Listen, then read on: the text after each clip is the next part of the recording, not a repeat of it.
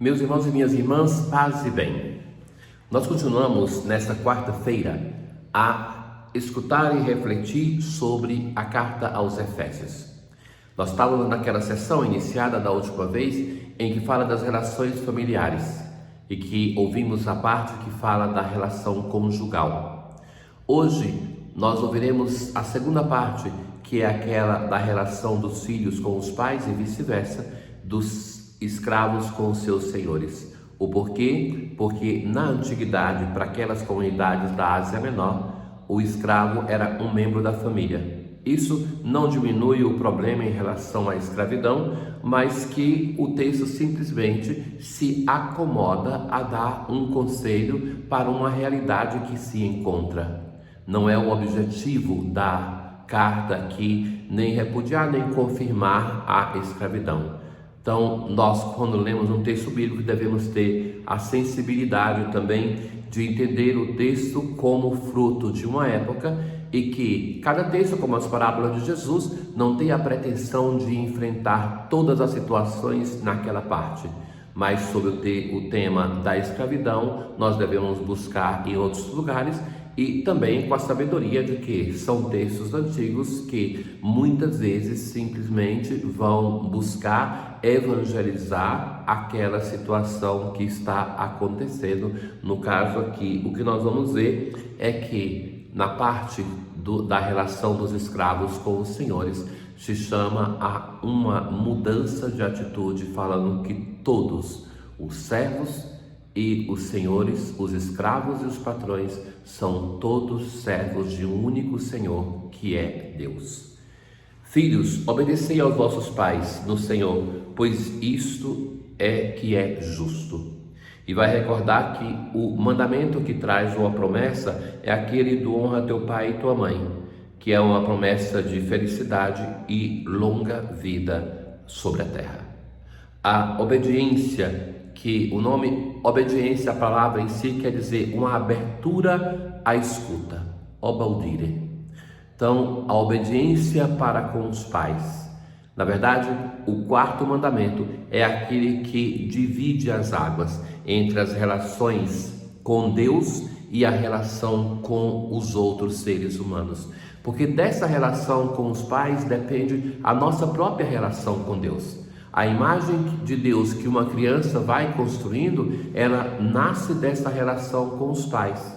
Vivemos em um momento de uma crise de obediência, porque cada um desde pequeno é preparado para seguir aquilo que diz a sua intuição, aquilo que quer fazer.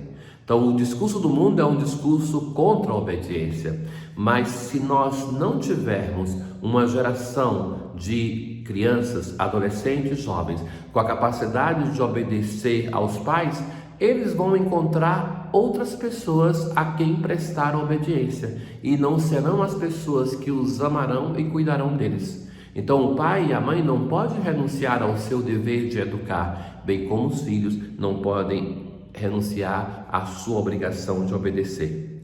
Vós, pais, não revolteis os vossos filhos contra vós. Então, que existe uma obediência que deve ser exigida, mas que isso se faz com uma educação, uma disciplina e com conselho de testemunho de vida. Assim termina a parte da relação entre os pais e filhos e começa uma parte mais ampla, por sinal, dos escravos com os senhores, dos senhores com os escravos. Escravos, obedecei aos vossos senhores deste mundo com respeito e tremor, para fazer a vontade de Deus. Ou seja, em tudo isso que se está dando conselho, vai se interpretar a partir do modelo que é a obediência para com o Senhor. Não era assim que se falava da relação do marido e da mulher, e que usava a imagem do Cristo esposo da igreja? Aqui também a mesma coisa. Vai falar de servir como se serve ao Senhor, por obediência à vontade de Deus. E continua o texto: o bem que cada um tiver feito, seja ele escravo ou livre, tornará a recebê-lo do Senhor. Que mesmo aquela pessoa livre, ela vai prestar as contas do bem que fez.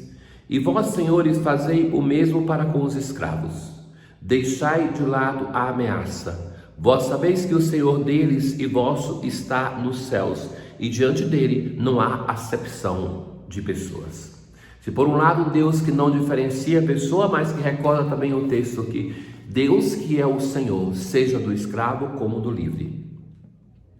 Nós, no Salmo 144, assim rezamos: os vossos santos com louvores os bendigam, para espalhar vossos prodígios entre os homens. O Senhor é amor fiel em sua palavra, é santidade em toda obra que ele faz. Ele sustenta todo aquele que vacila e levanta todo aquele que tombou.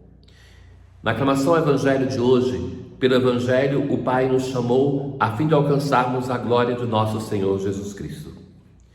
Naquele tempo, Jesus atravessava cidades e povoados, ensinando e prosseguindo o caminho para Jerusalém. Jesus está na sua viagem determinante em direção a Jerusalém. E alguém faz uma pergunta que busca não um aprofundamento, mas satisfazer uma curiosidade. Senhor, é verdade que são poucos os que se salvam? Jesus nunca responde essas perguntas, mas aproveita da curiosidade de alguém para chamar a aprofundar alguma questão vital, alguma questão importante. E vai dizer assim: fazei todo o esforço possível para entrar pela porta estreita. Ou seja, que a salvação não é aquela coisa que se vai por osmose, carregado pelos outros, mas a porta estreita para dizer assim, que é preciso uma opção pelo Senhor. Não basta que tenhamos nascido católicos cristãos, mas se deve optar na vida por ser católico, por ser cristão. E assim continuou o Senhor. Uma vez que o dono da casa se levantar e fechar a porta, vós, do lado de fora, começareis a bater, dizendo: Senhor, abre-nos a porta. Ele responderá: não sei de onde sois. Ou seja, que tem um tempo para a conversão. O Evangelho vai insistir sempre de nós aproveitarmos o tempo da graça, o tempo da conversão. Mas chegará um momento do juízo, um momento que a possibilidade de conversão chega ao fim. Não podemos pretender de protelar a nossa conversão indefinidamente. A palavra de Deus vai dizer: é hoje o tempo da graça, o dia da salvação. Então começareis a dizer: nós comemos e bebemos diante de ti. Quem é que come e bebe diante de Jesus? Quem participa da liturgia, da celebração, quem participa da Eucaristia. Ele, porém, responderá: não sei de onde sois. Afastai-vos de mim, todos vós que praticais a injustiça. Não recorda a palavra do profeta que Deus quer a justiça e a misericórdia, não os sacrifícios e holocaustos? Veja só aqui: afastai-vos de mim, todos vós que praticais a injustiça. Então, que é preciso sim uma vida de oração, é preciso participar da liturgia da Eucaristia dominical, no mínimo, para que nós reconheçamos o Senhor. É na fração do pão que ele se deixa conhecer. Mas que isso deve se transformar na nossa vida em uma relação de amor, de justiça, de santidade, uma relação nova com os nossos irmãos.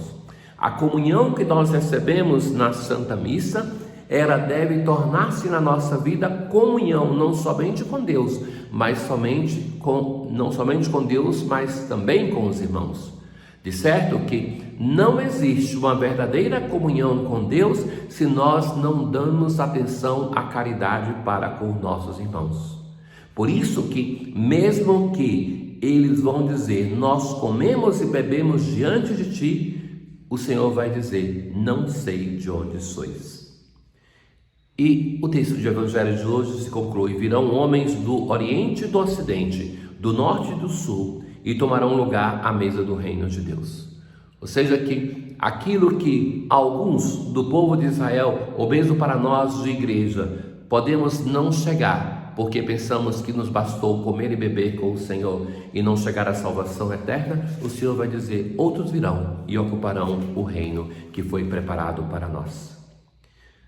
Na oração sobre as oferendas, olhai, ó Deus, com bondade as oferendas que colocamos diante de vós, e seja para a vossa glória a celebração que realizamos. Tenham todos um bom dia. O Senhor esteja convosco, Ele está no meio de nós. Abençoe-vos o Deus Todo-Poderoso, o Pai, o Filho e o Espírito Santo. Paz.